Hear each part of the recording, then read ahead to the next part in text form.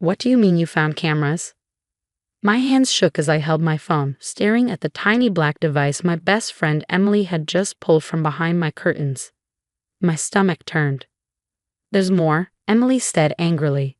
I found 3 so far. 1 in the kitchen, 1 by the front door, and now this one. They're hidden well. I only noticed them while cleaning the windows. My name is Anna, and I never imagined I'd find secret cameras in my own home. But I knew exactly who put them there. Margaret, my mother-in-law. She had been trying to control my life from the moment I married her son David. Found another one, Emily called. It's pointing at your bedroom door. I felt sick. 4 cameras. 4 different angles of my private life.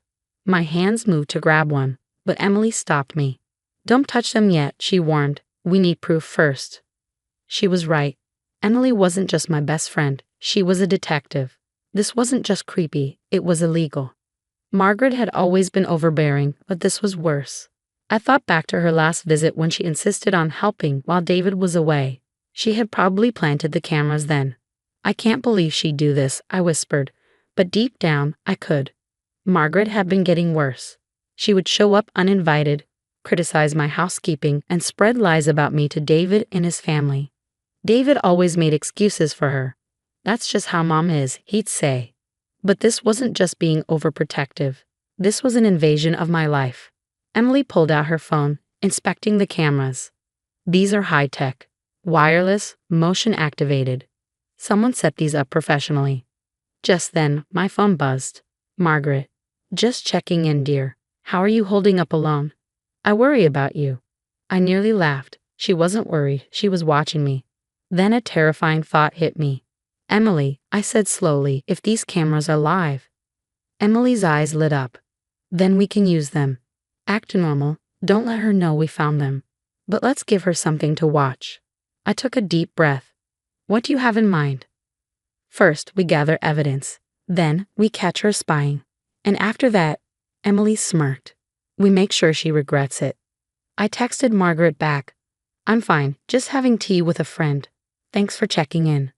Seconds later, she replied, Oh, you have company? Who? I smiled. She was trying to figure out who was in the house.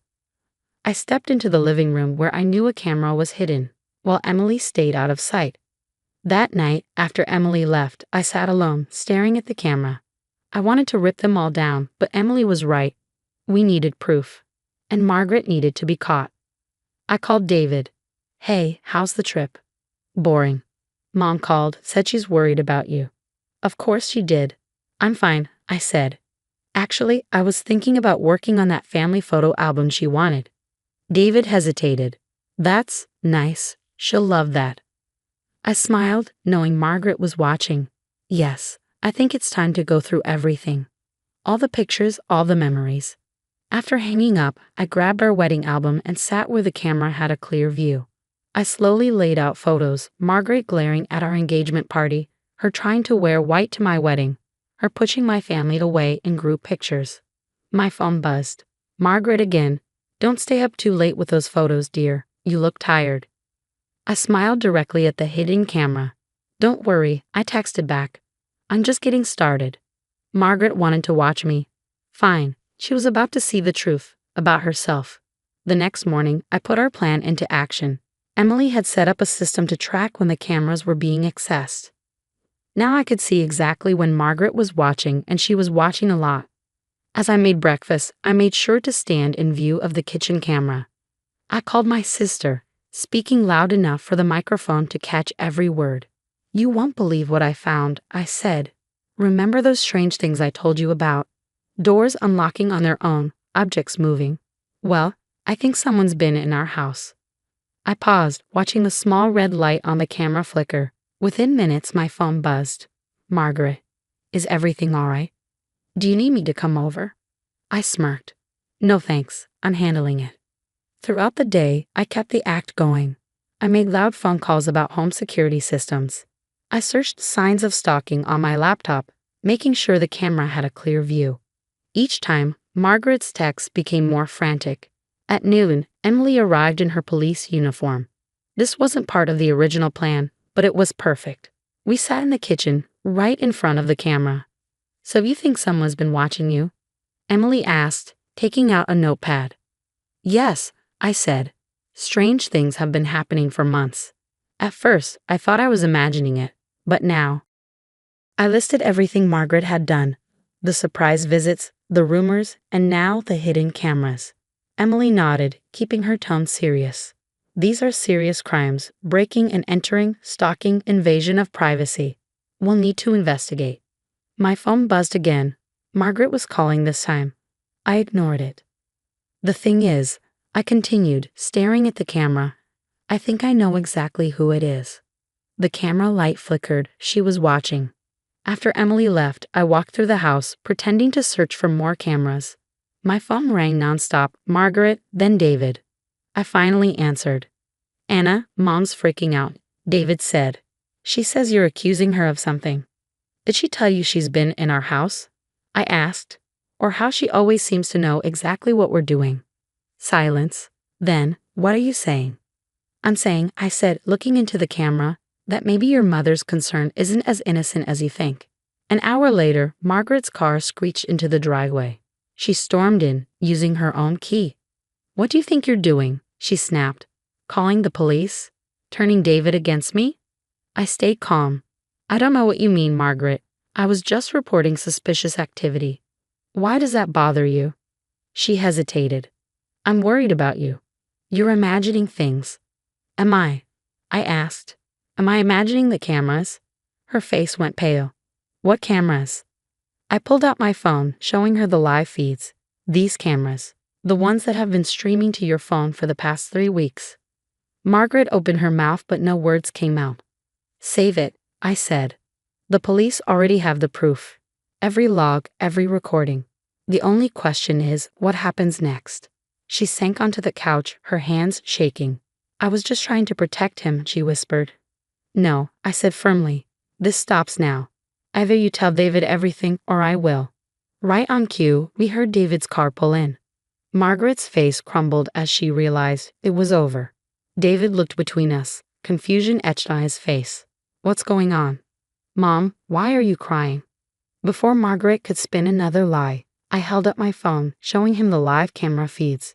Your mother installed hidden cameras throughout our house, I said quietly. She's been watching us for weeks. The silence that followed was deafening. David stared at the screen, his expression shifting from confusion to disbelief to horror. Mom, his voice cracked. Tell me this isn't true. Margaret started sobbing, but these weren't her usual manipulative tears. I was trying to protect you. She's not who you think she is.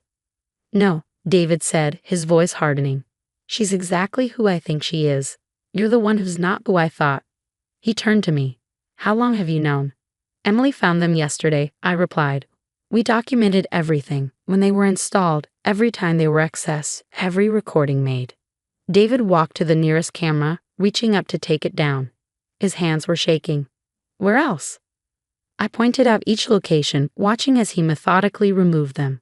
Margaret remained on the couch, her protest growing weaker with each camera discovered. Keys, David said suddenly, turning to his mother. Give me your house keys. Now. David, please, Margaret pleaded. I did this for you. No, he cut her off. You did this for yourself. You did this because you can't stand not controlling every aspect of my life. Give me the keys. As Margaret fumbled in her purse, I saw something shift in David's eyes. Years of making excuses for his mother's behavior were crumbling in the face of undeniable evidence. I want you to leave, he said quietly. Don't call, don't text, don't come by. Not until you get professional help. Margaret stood up, clutching her purse. You're choosing her over your own mother? I'm choosing to have a healthy marriage without your interference, David replied. I'm choosing to set boundaries that should have been set years ago. After Margaret left, David and I sat in our living room, the dismantled cameras scattered on the coffee table. I'm so sorry, he whispered. All those times you said something felt off, that things had moved. I should have listened. I took his hand. You're listening now. That's what matters. The next few weeks brought significant changes. David started therapy to work through his complicated relationship with his mother. Margaret, faced with the possibility of legal charges, agreed to seek professional help as well. Emily helped us upgrade our home security. This time with cameras we controlled, monitoring only the exterior of the house. We changed our locks, set firm boundaries, and began the process of rebuilding trust. 3 months later, we received a letter from Margaret's therapist. She had been diagnosed with obsessive-compulsive personality disorder and was making progress in treatment. The letter included a handwritten note from Margaret, a genuine apology acknowledging her actions and their impact. "Do you want to respond?"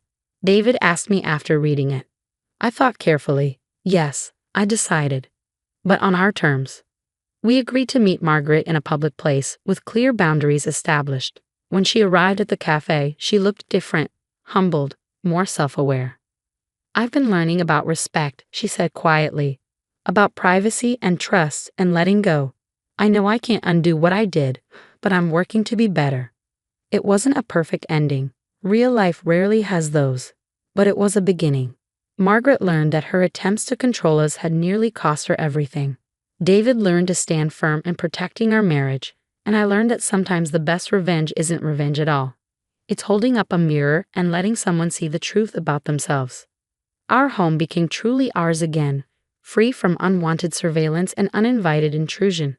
The spaces that had felt violated were reclaimed, filled now with genuine laughter and honest conversations. Last week, Margaret sent another letter. Inside was a certificate showing she'd completed her therapy program, along with a simple note. "Thank you for giving me the wake-up call I needed. Some lessons are hard to learn, but they're worth learning." David pinned the note to our fridge, not as a reminder of what happened, but as a symbol of how far we've all come. Sometimes the people who hurt us the most are the ones who need help themselves. The cameras meant to expose my flaws ended up revealing something much more important, the truth that set us all free.